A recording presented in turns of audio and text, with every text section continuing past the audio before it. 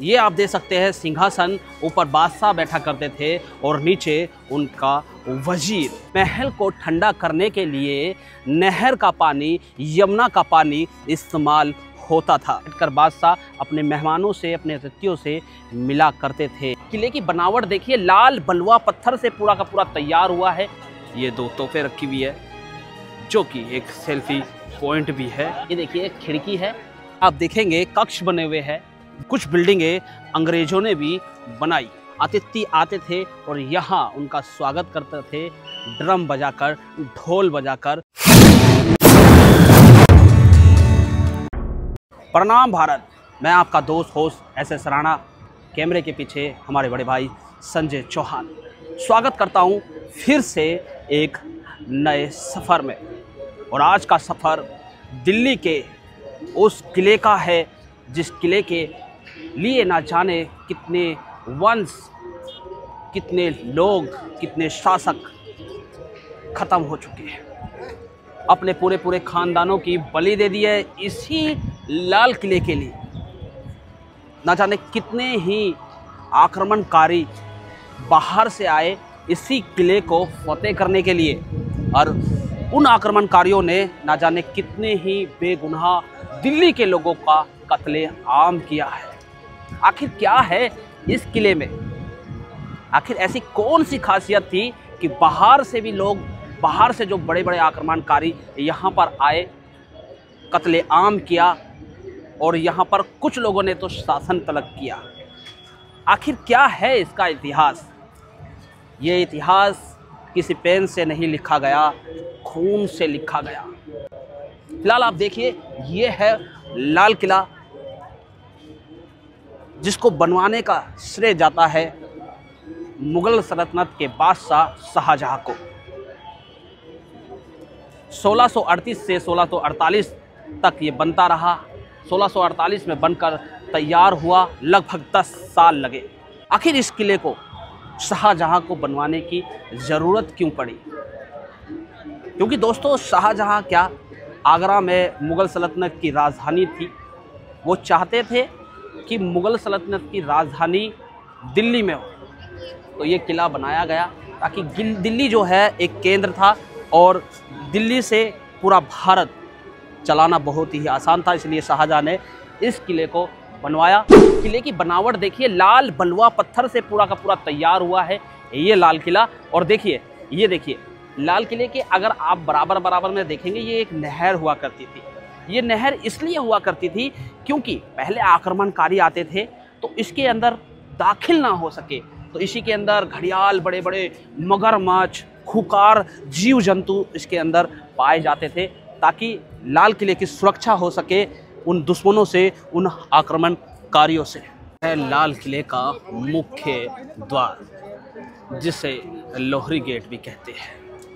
उस्ताद अहमद लोहरी ने इस किले को डिजाइन किया है पूरा, और इस गेट का नाम भी उन्हीं के नाम से पड़ गया। आप देखेंगे किले के मुख्य द्वार पर ये दो तोहफे रखी हुई है जो कि एक सेल्फी पॉइंट भी है। और मुख्य द्वार कुछ इस तरीके से दिखता है लाल किले का। अंदर जाते हैं तो अंदर आपको छत्ता बाजार मिलता है। हम आ चुके हैं लाल किले के अंदर।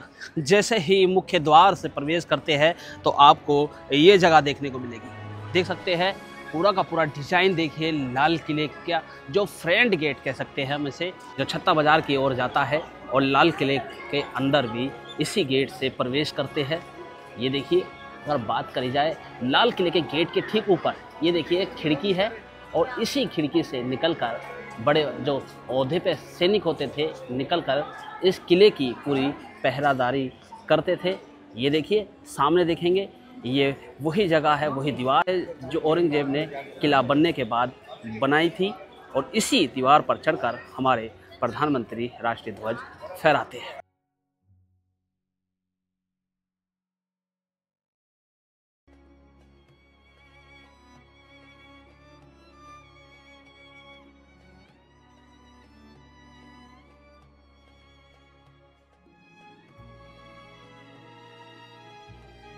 से ही छत्ते बाजार से निकलते हैं, आपको लाल किले का इतना बड़ा आंगन देखने को मिलता है।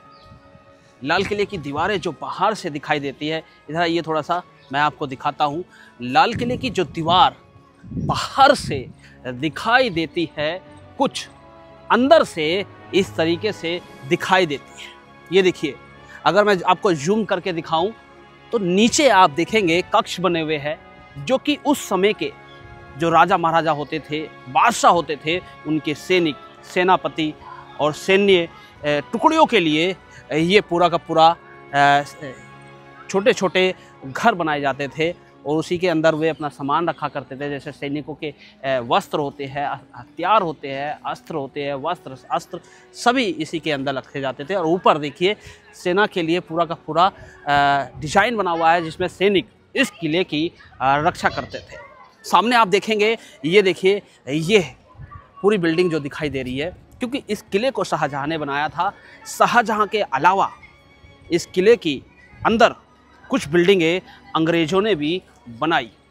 तो ये पूरा का पूरा आप देख सकते हैं जो अंग्रेजी शासनकाल में बना हुआ है और दिखाई भी दे रहा है आपको। ये पूरा का पूरा म्यूजियम है, ये देख सकते हैं।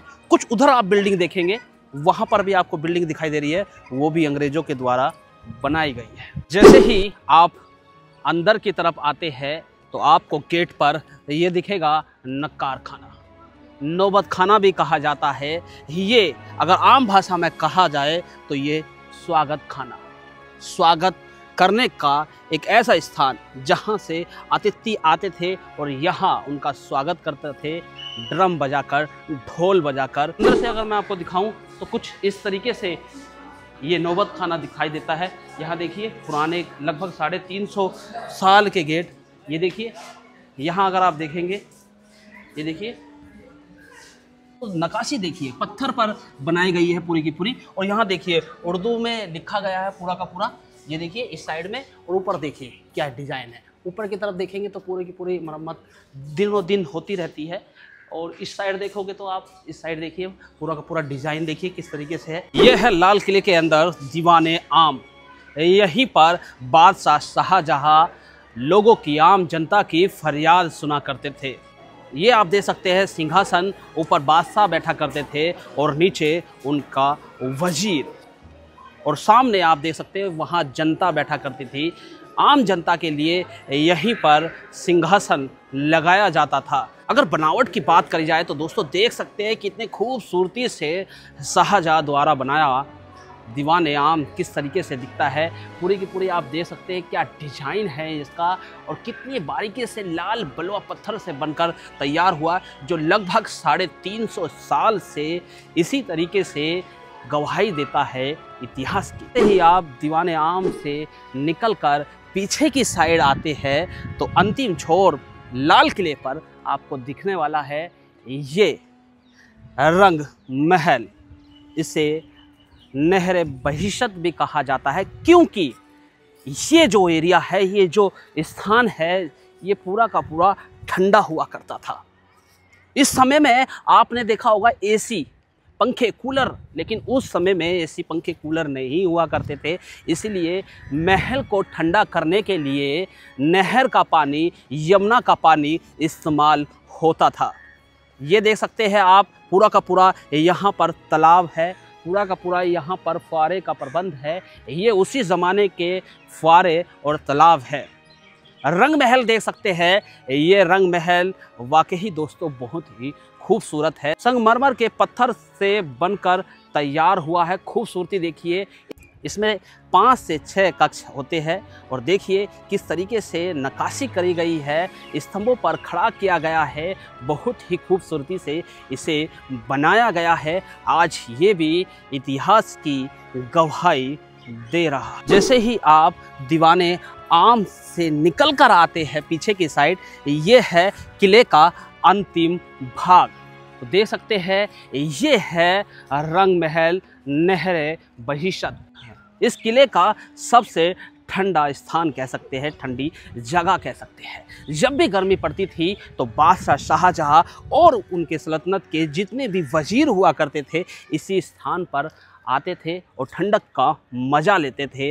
नहर बहिश्त है, पूरा का पूरा देखिए किस तरीके से बनाया गया है, पूरा का पूरा तालाब बनाया गया, पानी इकट्ठा होता था और फिर यहीं से छोटे छोटे फुआरे आते थे और दे सकते हैं ये फुआरे रंग महल तक जाते थे। और रंग महल की खूबसूरती दे सकते हैं संगमरमर से बनकर तैयार हुआ है, कई रंगों का इसके अंदर प्रयोग हुआ है। और जब अंग्रेजी सत्ता आई तो इसमें से हीरे जेवरात जो कीमती चीज़ें थी अंग्रेज़ों ने निकाल ली, लेकिन आज भी ये इतिहास की गवाही दे रहा है। ऐसे ही आप आगे बढ़ते हैं, फिर आता है खास महल।